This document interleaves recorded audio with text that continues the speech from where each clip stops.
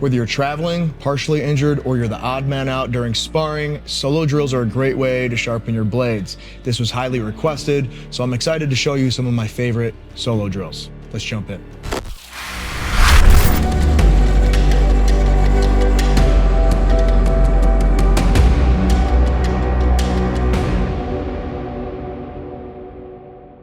In my opinion, one of the main points of doing solo drills is that they are to be versatile, meaning I can do those wherever I'm at, whether I'm at my jiu-jitsu school, whether I'm on my own mats, or I'm at home, right? I want to be able to have access to this stuff whenever I need it. So with that, let's jump into the first drill.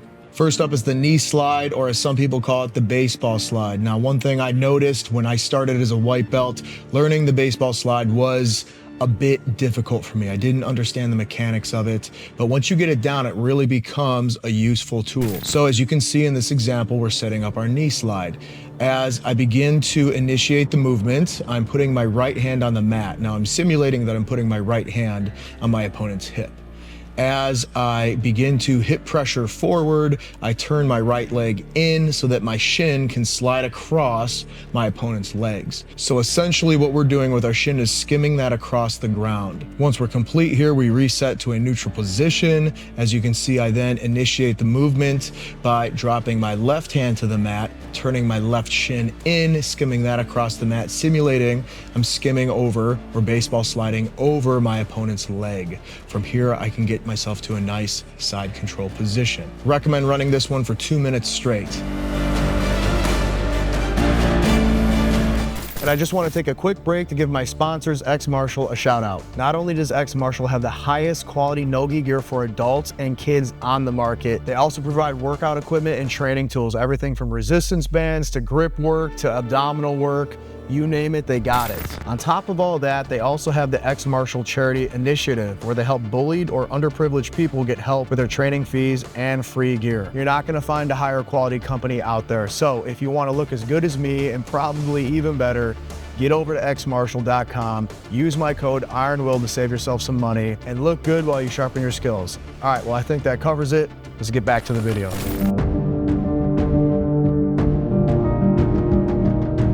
Drill number 2, the shrimp drill. Now, the shrimp drill is great for white belts. One big mistake I see white belts doing when they're trapped on bottom of someone's side control is they're constantly trying to push their opponent away. They're trying to bench their opponent away. Really, all you want to do is frame on your opponent and scoot your own body away. That's gonna be a lot easier than framing and pushing your opponent away from you, especially if this person was a wrestler and they've got great top pressure. This is exactly what shrimping is good for, amongst a multitude of other things. The important thing to remember here is that we're lifting our hips off the mat, right? We don't want any friction or any drag from our bodies pressing its weight down into the mat. If we're not clearing our hips off the mat, you will feel drag, and this will be clumsy, this will be slow, it will be ineffective. So I have to be able to clear my hips off the ground as I rotate through, pushing away. Shrimping is probably the least attractive thing to learn in jiu-jitsu. It doesn't look that cool, and for some people, it can be very difficult to learn. It's complex for certain people, and that's totally normal if that's you. Nothing to get upset about. Really, you just need reps with it, but I can promise you, once you get it down and you know and learn when to apply this in your sparring sessions, it becomes a game changer, it becomes a lifesaver. Another example of where the shrimp might become valuable is escaping mount. Now, I'm not gonna say that the basic shrimp will get you out of everyone's mount. It really depends on who you're going with, their level, and what they're doing to maintain the mount.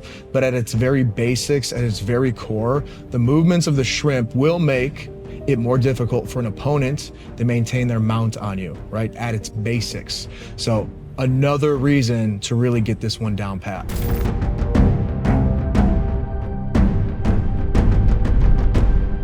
Drill number 3, the technical stand-up. Now, jiu-jitsu is ground fighting, essentially, right? But what happens when we get to the ground and we need to stand up? What happens if there's multiple attackers, right? We're on the streets, we take down one guy, and now we've got a second guy rushing us. Well, I can tell you this, most people who don't have any training will stand up from the ground by getting to their hands and knees, and then standing to their feet, which really puts your head in the most opportune position to have your teeth kicked in if you have multiple threats from other people who are already standing. The whole point of getting to your feet is to do so safely, so you either can engage your next opponent, your next attacker, or so that you can preferably run away and keep yourself safe. We do this with the technical stand-up. As you can see in this example, I rock to my base and I drop one leg under the other.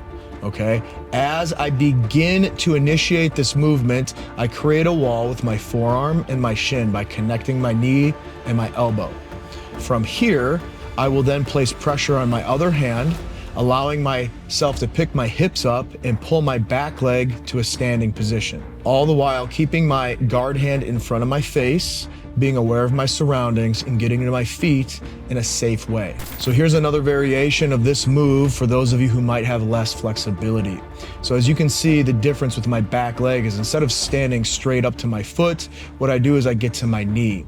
From here, I can then build my base up to my foot and get to standing, all the while keeping my guard hand in front of my face, keeping me safe. I'm able to keep my eyes up, observe my surroundings, and keep myself safe, whether I'm looking for an exit or looking to engage the next threat. You probably won't see this one very much in sports jiu-jitsu, but if you're doing jiu-jitsu to keep yourself safe, self-defense scenarios like on the street, this is a must-have. Next drill, we have the lateral roll, or sometimes known as the barrel roll. Now this one looks simple, but it's actually kind of difficult because the whole point is to roll sideways or laterally in a straight line. A lot of times when people learn this one, and even still for me today, it's difficult to maintain a straight line, but that's the whole point of this drill, right?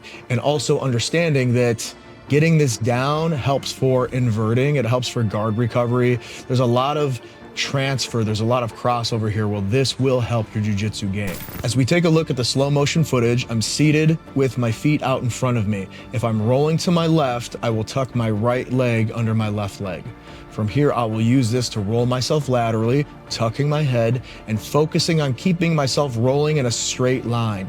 Now, sometimes what can help is if you have a seam, a divider, anything on your mats that you can follow, whether it be a logo or just where your mats connect, and it gives you a line, this will make your life a little bit easier until you can get this down. You can run this one for as long as you want, but you probably will become dizzy from this, which is a little bit counterproductive as far as drills go, because the chances of you rolling in a jiu-jitsu match to the point where you're getting dizzy is very low, right? And we don't want to do drills that are gonna slow us down essentially, right? We wanna get reps in. So what I recommend is if you're gonna do these in the beginning, don't do them for too long. You can do them down and back essentially. You'll probably be dizzy from that anyways. Or if you really wanna torture yourself, save it for the end of your drills and go as long as you want. Last but certainly not least, in our solo drills for today are leg pummels. We will do two variations of this drill, one with our feet rotating in and the other with our feet rotating out. As you can see, I'm rotating my feet in, and what I'm doing is I'm also moving my hips. If you guys are just laying there flat on your back and your hips aren't moving, you're being too static, you're being too stationary. I really want you to incorporate hip movement into this. It'll really start to teach you the importance of hip movement in jiu-jitsu. Oftentimes when new people sign up, we say that they have rock hips, right? They don't have a lot of hip movement. They don't have a lot of hip flexibility. This is essential for successful jiu-jitsu. You roll with someone who's got some experience and they've got good hip movement, you can tell right away. They're immediately harder to deal with. So these leg pummels are gonna be great for building that into your repertoire. Jumping back into the slow motion footage, you can now see that I'm rotating my feet outwards. Again, still getting that hip movement in as much as possible. I really want you to make that mental connection here to hip movement. It will help you tremendously as you progress in your jiu-jitsu journey.